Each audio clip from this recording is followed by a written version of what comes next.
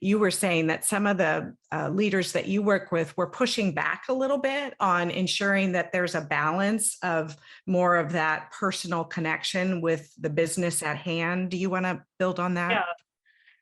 Yeah. So I think that there is a challenge that we all face when working with leaders, or even if we are the ones leading the meeting, which is finding that balance between we're here to get work done in this meeting, and we're here also to create connections so that we can get the work done more effectively.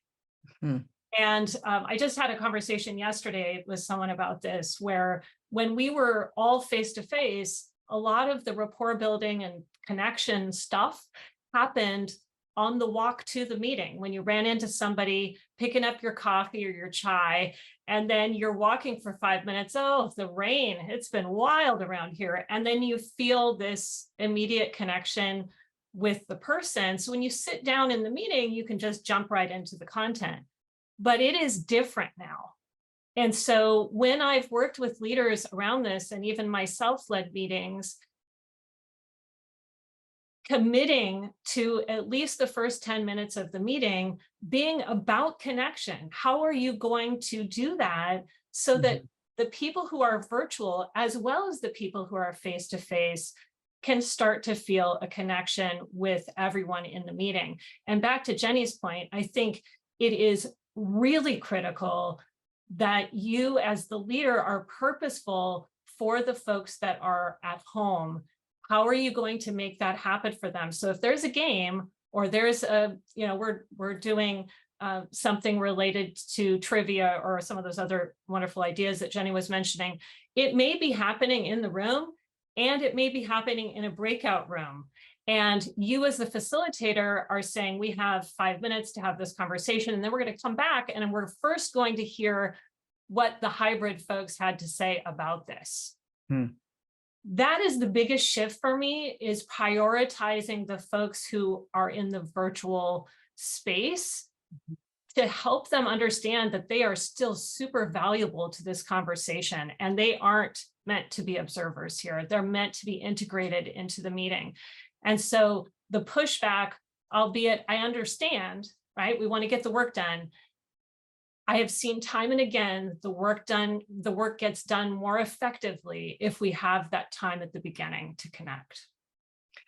Absolutely. I also like being really cognizant of leading with the virtual folks, because they're naturally going to feel less connected. So that's a way to try to level the playing field and ensure that they know from the outset that they're an equal part of the conversation.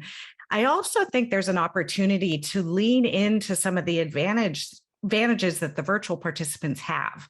They have the benefit of the platform tools. They have the benefit of, in the moment when someone's talking, adding a reaction. That's a little bit more difficult to do when you're in person. So I think highlighting those things as well is important. I want to share just a quick story that underscores the importance of what you're talking about, Furber.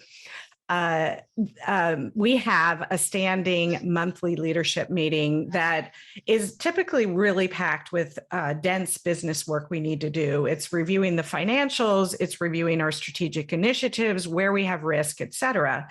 And one of the months in which we had this standing meeting, the day before, a tragic mass shooting occurred. That was, it just rocked the nation, and it was very troublesome and concerning, and on the minds of everyone. And I made the mistake of starting the meeting with business as usual. I just dove right into our agenda, and it was unusually flat. There wasn't as much engagement, not nearly as much participation, and my wrong, I didn't, until near the end of the meeting, acknowledge, gosh, I'm not feeling a real sense of connection and engagement. And I want to credit our president, Mary McGlynn, who's joining us today, for saying, I don't know about the rest of you, but it's really, really hard for me to focus on this, given what happened yesterday. And we ended up going 30 minutes over because everyone needed to talk about how they were feeling about the situation.